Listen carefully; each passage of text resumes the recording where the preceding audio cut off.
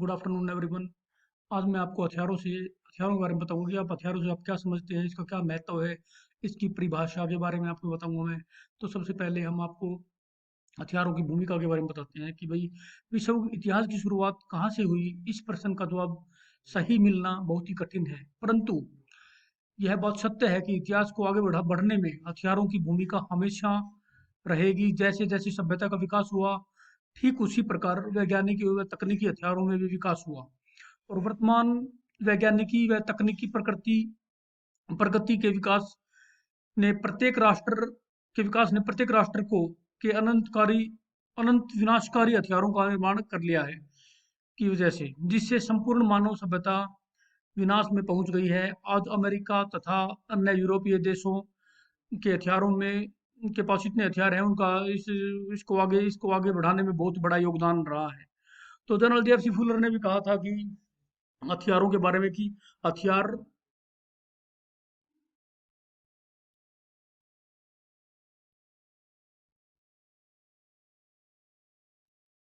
तो general James Fuller ने भी कहा था कि हथियार आघात चोट पहुंचाने वाले शक्तिशाली औजार है। उनके अनुसार हथियार वह साधन है जिसके जिसके अनुसार शत्रु को चोट पहुंचाना या घायल किया जा सके।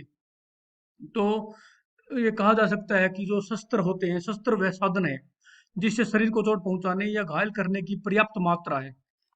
तो ये कहा जा सकता है कि कोई भी भौतिक वस्तु जब उसे प्रत्यक्ष शत्रु पर प्रहार करते हैं, करने पर वह अथवा मतलब करने से वह जो अपनी रक्षा की जाती है, वह ही हथियार कहलाता है। तो उपरोक्त जो मैंने आपको बताया उनको उनके अनुसार हम कह सकते हैं कि हथियार वह यांत्रिक व भौतिक साधन है किसी भी व्यक्ति, वस्तु व अवस्था जिससे किसी व्यक्ति, वस्तु, अवस्था को आघात पहुंचाया जा सकता है। उसके साथ ही आक्रमण तथा प्रतिरक्षा की स्थिति में एक शक्तिशाली साधन के रूप में प्रमाणित किया जा सकता है। तो हथियारों की क्या-क्या विशेषताएं हैं, आज मैं आपको हथियारों की विशेषताओं के बारे में बताने जा रहा हूँ। तो हथियारों की विशेषताओं के बारे में हम बात करते हैं तो सबसे पहले कहा जा सकता है कि किसी भी वस्तु की विशेषता उसके अंदर विद्यमान गुण पर निर्भर करती है, और यह सिद्धांत हथियारों के संबंध में भी लागू होता है। किसी की हथियार की विशेषता का अनुमान उसकी प्रहारक क्षमता तथा मार की दूरी तथा उसके अचूकता के आधार पर लगाया जा सकता है। और बदलती परिस्थितियों में प्रमाणित होना जरूरी है कि आपके पास कुशल हथियार है कि नहीं है। आक्रमण और प्रतिरक्षात्मक दोनों ही दृष्टि से उपयोगी होना चाहिए।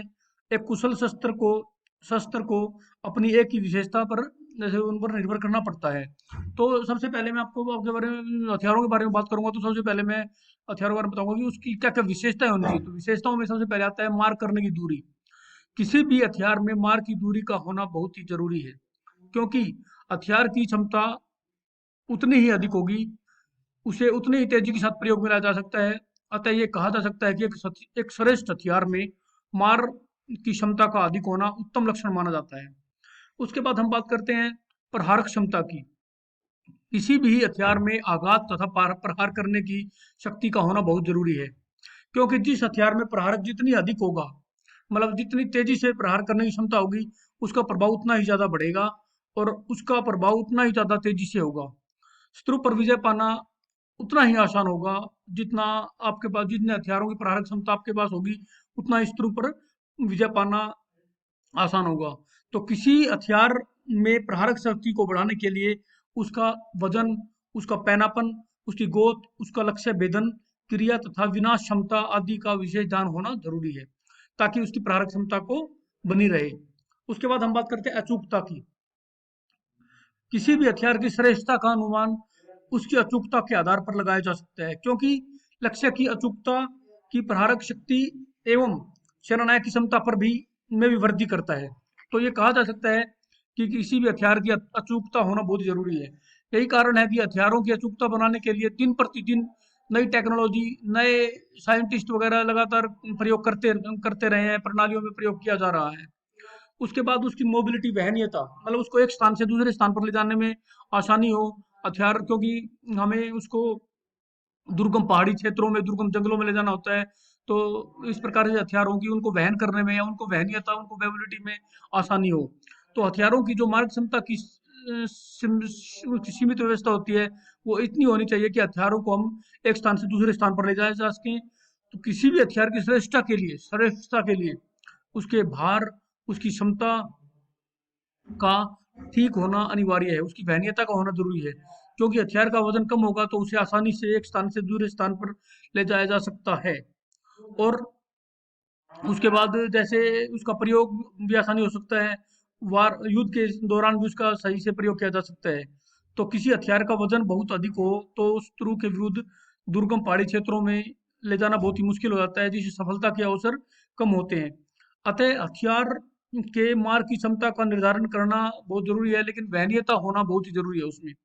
उसके बाद होता है उसके बाद आता है पॉइंट फायर क्षमता। किसी भी हथियार की विशेषता का एक लक्षण यह है कि उसकी क्षमता मानी जाती है कि उसकी फायर की क्षमता क्या है। उसके अंतर्गत शत्रु पर कम समय में अधिक से अधिक प्रहार किए जा सके। जब हम कम समय पर शत्रु पर अधिक प्रहार करेंगे तो उसका मनोबल टूट जाएगा और वह हथियार डालने में विवश हो जाएगा। उसके बाद हम बात करेंगे उसकी दृढ़ता की।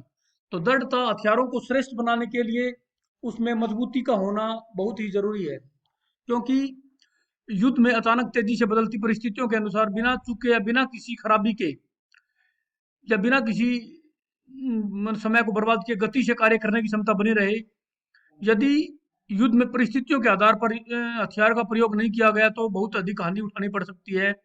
और यदि किसी हथियार में जल्दी से, जैसे नमी का प्रयोग या धूप में या फिर गर्मी के मौसम में या फिर पानी में या फिर बर्फ में या कीचड़ आदि का प्रभाव नहीं पड़ना चाहिए। अगर पड़ता है तो हथियार काम करने की क्षमता नहीं होगी। अतः हथियारों को किस तरह से मजबूत किया जा सकता है, हथियारों को किस तरह से बनाया जा सकता है, उपरोक्त मैंने जो आपको बताया तत्वों पर निर्भर पड़ता है। तो हम ये कहा जा सकता है कि सभी गुणों को मैंने जैसे आपको बताया कि भाई जो जो गुण बताए हैं उन सबको पढ़ने के बाद ये कहा जा सकता है गुणों तथा विशेषताओं पर हम किसी हथियार पर अधिक से अधिक भरोसा कर सकते हैं।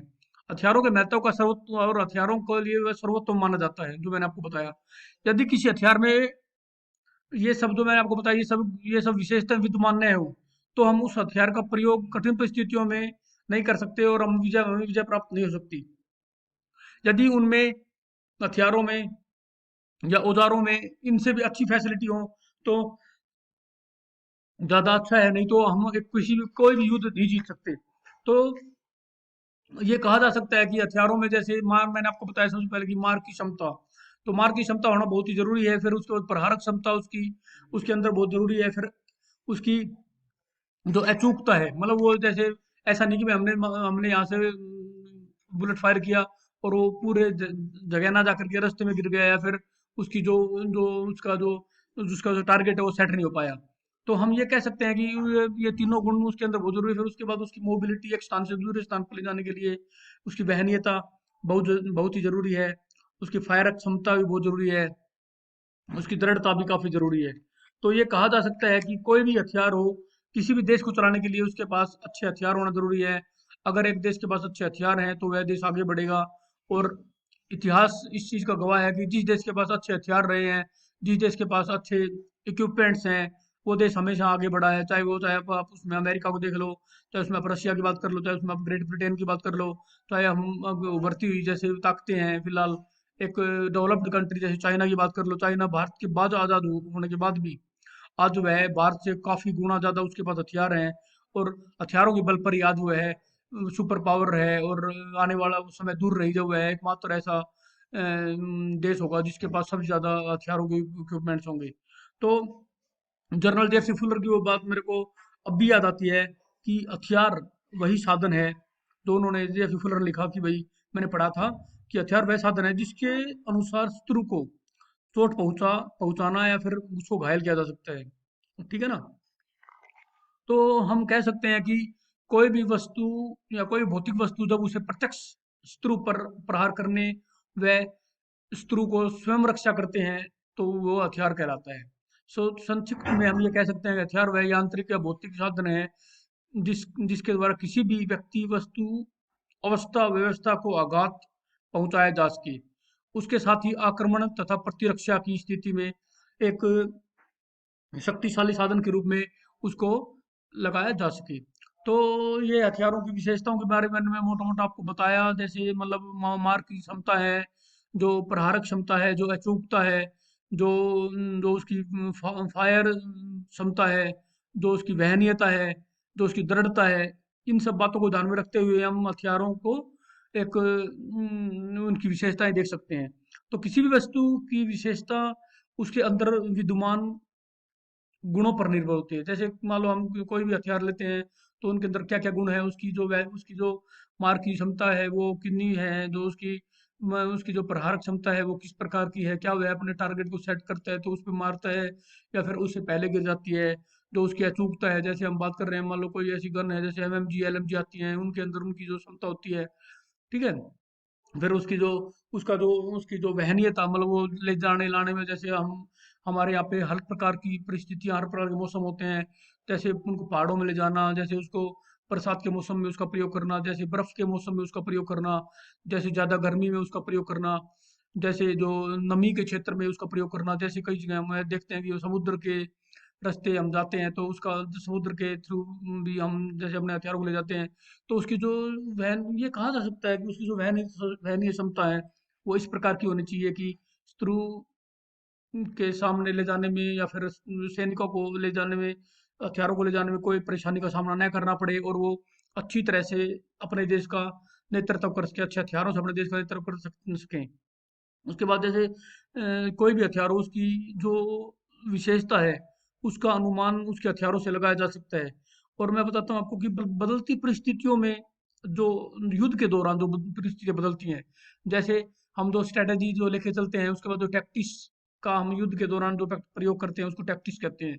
तो टैक्टिस के दौरान जैसे दो परिस्थितियां बदलती हैं कि शत्रु कभी आगे आता है, कभी पीछे जाता है, कभी वो छोटे हथियारों से वार करता है, कभी बड़े हथियारों से वार करता है। और इन सब बातों को हम स्ट्रेटजी में यूज करते हैं। तो स्ट्रेटजी, क्योंकि युद्ध के दौरान परिस्थितियां बदलती रहती है, और बदलती परिस्थितियों में वार करना और आक्रमण, ऑफेंस और डिफेंसिव होना, ये उपयोगी माना जाता है कि आपके पास हथियार किस प्रकार के हैं। आपके पास जितने अच्छे हथियार होंगे, जितनी अच्छी उनकी मार की दूरी होगी, जितनी अच्छी उनकी प्रहारक क्षमता होगी, जितनी अच्छी उनकी अचूकता होगी, जितनी अच्छी उनकी वहनीयता होगी, जितनी अच्छी उनकी फायर क्षमता होगी, या जितनी अच्छी उनकी मजबूती होगी, दृढ़ता होगी, उतना ही आप देश के हथियार अच्छे होंगे। देश के जो एक देश है, जो सेना है, उनके हथियार भी सही रहेंगे। और जैसे किसी कोई भी हथियार हो, उसकी उसमें श्रेष्ठ प्रणाली की उसकी अगर वो मजबूत नहीं होगा तो फिर वो उसका युद्ध में कोई प्रयोग नहीं हो सकता, क्योंकि युद्ध में अचानक तेजी से बदलती परिस्थिति बदलती रहती है। और बदलती परिस्थितियों के अनुरूप, बिना किसी चूक के, बिना किसी खराबी के, मतलब तेजी से हथियारों का प्रयोग करना, तेजी से उनको अपनी ओर मोड़ लेना, ये एक बहुत बड़ा इसका हथियारों का एक बहुत बड़ी विशेषता मानी जाती है। तो ये कहा जा सकता है कि किसी भी हथियार की विशेषता का लक्षण उसकी क्षमता मानी जाती है, कि उसकी फायर क्षमता क्या है, उसके अंतर्गत शत्रु पर कम समय में अधिक से अधिक हम किस प्रकार से प्रहार कर सकते हैं। जब हम कम समय में शत्रु पर अधिक से अधिक प्रहार करेंगे तो उसका मनोबल टूट जाएगा और वह हथियार डालने पर विवश हो जाएगा। तो ये भी एक अच्छे हथियारों में आता है। और मैंने आपको बताया कि जो हथियार की जो जो उसकी लंबाई भी इतनी ज़्यादा नहीं होनी चाहिए कि आपको गाड़ी में रखने में या फिर उसको वार पॉइंट पे ले जाने में परेशानी का सामना करना पड़े, या फिर उसकी तो इतनी छोटी भी नहीं होनी चाहिए कि आपको मतलब ज़्यादा वो हाथ में ना आए। तो हथियार इस प्रकार का होना चाहिए कि उसको लाने ले जाने में, एक साधन से दूसरे एक साधन से दूसरे साधन में, एक स्थान से दूसरे स्थान पर, पहाड़ों में, क्षेत्र में ले जाने में उसका अच्छे से उसकी वहनीयता उसकी। तो हम ये कह सकते हैं कि जैसे मैंने आपको ये कुछ कारण, जो कुछ लक्षण बताए हैं, इसकी जो विशेषताएं बताई हैं एक अच्छे हथियार की, तो उन सब गुणों और विशेषताओं को ध्यान में रखते हुए हम ये कह सकते हैं कि हथियारों के महत्व को सर्वोत्तम उसकी विशेषता ही बनाती है। क्योंकि यदि किसी हथियार में उपरोक्त विशेषता जो मैंने आपको बताई वो विद्यमान नहीं है, तो उस हथियार का प्रयोग करके कठिन परिस्थितियों में विजय प्राप्त नहीं की जा सकती। और यदि उनमें औजारों हथियारों का आविष्कार हुआ भी है, तो भी मतलब वो उस प्रकार के 99% वो हथियार फेल हो ही जाते हैं। तो मैंने आपको आज बताया है हथियारों के बारे में। आशा है आपको ये पसंद आया, अच्छा लगा होगा। अगर कोई भी कमी हो तो आप मेरे को पर्सनली फ़ोन कर सकते हैं। थैंक यू, धन्यवाद।